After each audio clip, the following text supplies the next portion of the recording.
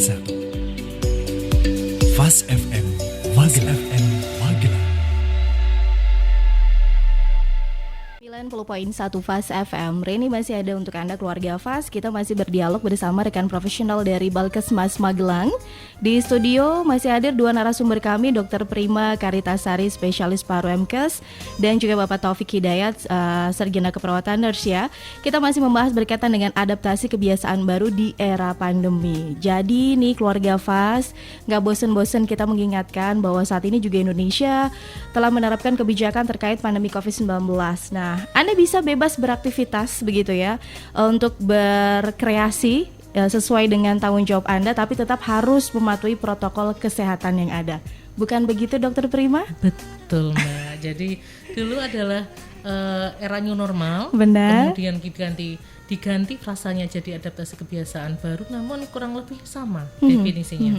Oke, baik. Dan tadi sudah sedikit dibahas sama Pak Taufik sekilas ya tentang Kabupaten Magelang sendiri berkaitan dengan pandemi COVID-19 ini. Kalau dilihat sudah membaik atau belum, Ibu masih belum bisa memberikan kepastian ya, karena Indonesia sendiri juga belum bisa ya Pak ya. Tapi hanya yang bisa dilakukan masyarakat seperti apa Pak Taufik? Ya, dengan situasi seperti ini kita sebenarnya masih terlihat masyarakat masih banyak sekali yang mengabaikan ya, terutama di protokol kesehatan, terutama di fasilitas umum. Terkait hal tersebut kita harus lebih, hanya kita tapi semuanya harus lebih disiplin untuk hal ini. Jadi apapun itu, kemanapun harus ikuti protokol kesehatan yang ada. Baik. Jadi memang bagaimanapun aktivitas kegiatan kita, kan kalau kemarin waktu di awal Dokter Prima juga bilang memang kita harus patuh sama pemerintah, di rumah aja begitu ya, work from home, sekolah dari rumah, segala apapun dari rumah. Sekarang karena memang ini mengikuti perputaran ekonomi ya, yang harus juga mulai bangkit. Nah, masyarakat dituntut untuk lebih cerdas juga mematuhi himbauan dari pemerintah. Nah, apa yang harus perlu diwaspadai ini dokter, selain kita patuh dengan protokol kesehatan? Terima kasih. Jadi sebetulnya protokol kesehatan itu di dalamnya sudah mencakup kira-kira apa saja yang kita bisa lakukan untuk memutus rantai atau mencegah penularan COVID-19. Jadi misal sekarang kita harus bawa alat-alat pribadi sendiri, seperti hand sanitizer sendiri. Saya dulu pun nggak pernah kemana-mana bawa hand sanitizer.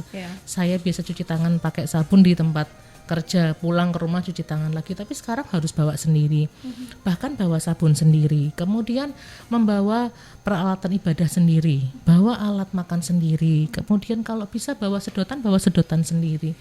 Jadi sekarang ini memang kita, karena dulu itu memang dari droplet saja yang kemudian berkembang menjadi airborne, jadi dia bisa berada di udara dalam waktu sekian lama. Nah, sekarang kan dulu ada istilah OTG, orang tanpa gejala, yang sekarang jadi ganti menjadi konfirmasi, pasien terkonfirmasi tanpa gejala. Nah itu kalau misalnya orangnya imunnya bagus kan bisa sembuh. Benar. Tapi kalau ketemu dengan orang yang imunnya tidak baik, kemudian orang lansia, orang dengan penyakit tertentu atau menahun dengan pengobatan tertentu yang menurunkan imun tubuh, dia bisa menimbulkan efek yang berat. Dan sekarang kan memang gejala COVID itu tidak selalu batuk demam, ada yang diare, ada yang seperti mata merah seperti belekan, ada yang seperti stroke, kemudian jadi dia bisa bermanifestasi dalam berbagai macam gejala sekarang. Tapi memang pada dasarnya dia memang menularnya lewat droplets, dan droplets itu kan ditularkannya ada jaraknya. Virus itu punya jarak 1 meter. Dia baru bisa masuk ke hidung orang, kemudian masuk ke dalam parunya. 1 meter diperkirakan jarak yang aman. Jarak kita sudah aman ya Bu ya? Insya Allah aman. Kita mau meterin lagi. Jadi memang hal-hal yang sederhana seperti ini harus benar-benar kita terapkan lagi begitu ya. Kayak biasanya di kantor juga kan kalau kita lagi misalnya meeting begitu ya. Jadi memang ada pembatasan atau memberi jarak, ini udah harus menjadi kebiasaan dong. Iya kan? Jadi kalau memberi jarak itu Dan tentu kita kan sekarang nggak bisa pakai apa-apa bareng-bareng dengan temen ya. Dulu kadang Sharing ya? makan, iya makan bareng satu ruangan masker nggak pakai masker. Sekarang kalau bisa kita nggak bareng-bareng dulu ya. Mudah-mudahan nggak seterusnya. Cuma sementara sampai pandeminya nanti hilang. Oke, baik. Jadi memang yang dilakukan oleh masyarakat sendiri saat ini memang tidak boleh takut, terlalu khawatir begitu ya, Pak Taufik. Jadi memang harus memberikan pengertian juga bahwa sekarang yang pakai masker bukan hanya tenaga kesehatan. Ya, tapi seluruh masyarakat dan lapisan semua kita harus mengikuti itu. Jadi memang tiga hal, salah satunya masker. Terus kita harus antisipasi jaga jarak, kemudian sering cuci tangan pakai sabun. Oke, sekali lagi mungkin bisa diingatkan penggunaan untuk face shield itu masih itu seperti yang tadi disampaikan dokter, itu untuk cuman pelindung untuk muka, tapi belum tentu akan mencegah dari penularan dropletnya. Jadi harus pakai masker juga. Oke, baik. Jadi ternyata ketika kita menggunakan face shield tetap harus di masker. Oke deh. Ini memang mengantisipasi apa yang diungkapkan oleh WHO bahwa itu bisa menular juga lewat udara.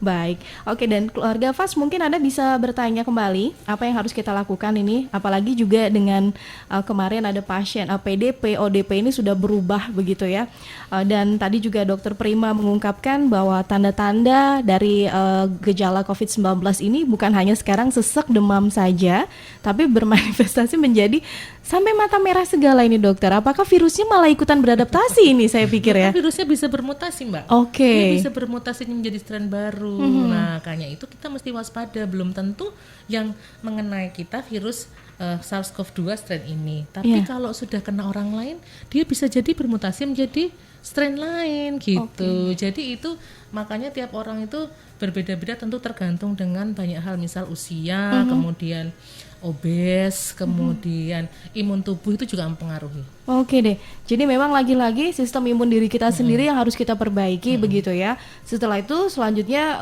kita tetap mematuhi protokol kesehatan yang ada. Oke, baik, Pak Taufik, mungkin kalau dari Balkesmas sendiri ya di Kabupaten Magelang sendiri nih, selama ini masyarakat istilahnya sharing, konsultasinya seperti apa nih berkaitan dengan antisipasi COVID-19? Kalau terkait untuk penyuluhan konsultasi, kita di pelayanan pun gitu ya dokter ya. Ketika pasien periksa datang, kita juga sampaikan sambil dokter, sambil teman-teman juga sambil menyampaikan. Sama di pendaftaran di awal screening juga kita sampaikan. Jadi jangan terlalu terlena dengan kondisi seperti ini. Jadi jangan anggap, karena anggapannya terlalu euforia dengan kondisi yang sekarang ini beda ya. Dengan sekarang itu saat pandemi. Kalau dulu kan belum nggak ada. Jadi memang beda sekali. Jadi kita harus tetap mengikuti dan mematuhi aturan yang ada. Iya, baik. Kita harus benar-benar mematuhi protokol kesehatan yang ada. Apalagi sekarang kan beberapa lini masyarakat seperti dari pariwisata juga sudah mulai dibuka ini, Pak.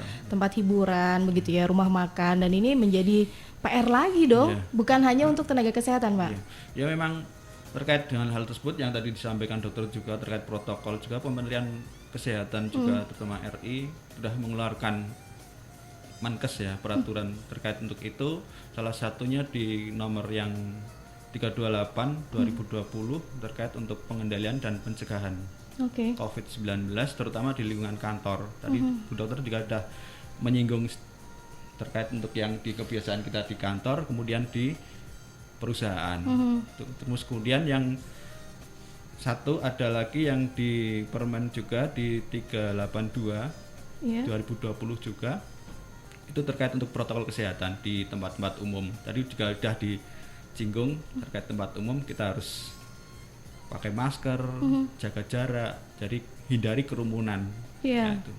Hindari kerumunan. Yuk kita sama-sama, jangan sampai kayak kemarin ini kasus di Kabupaten Magelang sudah dibuka, ada tempat wisata yang ternyata harus ditutup lagi, melihat euforia masyarakat yang terlalu kayak kan, jadi kayak terlalu, mudik. Jadi mereka menganggap seperti itu sudah seperti hal biasa, padahal lihat di berita, di televisi, terutama di elektronik dan lain sebagainya, peningkatan kasusnya masih ada. Malah di minggu-minggu bulan-bulan ini ya dokter ya, ketika dibuka lonjakannya semakin tinggi. Takutnya ini menjadi klaster baru begitu ya Dokter Prima. Jadi jangan sampai, atau bahkan memang karena kejenuhan 2 sampai dengan 3 bulan tidak bisa kemana-mana, ada sektor pariwisata yang dibuka, terus yuk kita manfaatkan, lepas kontrol nih dokter. Bagaimana tanggapannya dokter nih? Kalau ya memang namanya orang ya Mbak, di rumah terus berbulan-bulan bosan, nggak bisa kemana-mana, semua tutup. Ya. Tentu begitu ada yang buka satu tempat pariwisata yang setahu saya bisa lihat berapa gunung itu Benar. dalam satu tempat, itu kemudian ramai orang datang ke situ. Tapi saya lihat juga banyak juga yang nggak pakai masker. Nah. Karena kan nggak ngerti kalau ada orang konfirmasi tanpa Gejala gejala di tadi. situ juga bisa. Jaraknya sangat mepet. Itu mungkin sebaiknya sangat dihindari karena kerumunan itu justru akan meningkatkan penularan. Baik. Dan belum tentu pulang dari situ semua orang langsung mandi, ketemu dengan orang tuanya yang tentu sudah lansia, bisa jadi sudah lansia atau siapapun yang tinggal berdekatan. Jadi itu harus kita sebagai tenaga kesehatan terus berusaha untuk menyampaikan bahwa protokol harus dipatuhi, pakai masker, jaga jarak, cuci tangan, intinya bersih-bersih badan. Dan jangan menyentuh mata, hidung, mulut kalau kita nggak yakin tangan kita bersih. Oke. Itu sebaiknya dipatuhi. Baik, terima kasih. Dan Anda juga keluarga FAS bisa bertanya kembali apa yang Anda lakukan saat ini sudah tepat atau belum. Nanti di sini mumpung ada Dokter Prima dan juga Pak Taufik dari Balkesmas yang akan memberikan penjelasan untuk Anda. Kita beri kembali Dokter Prima dan juga Pak Taufik kasih informasi yang mau lewat untuk Anda keluarga FAS. Tetap di 90.1 FAS FM Magelang. 90.1 FAS FM Magelang.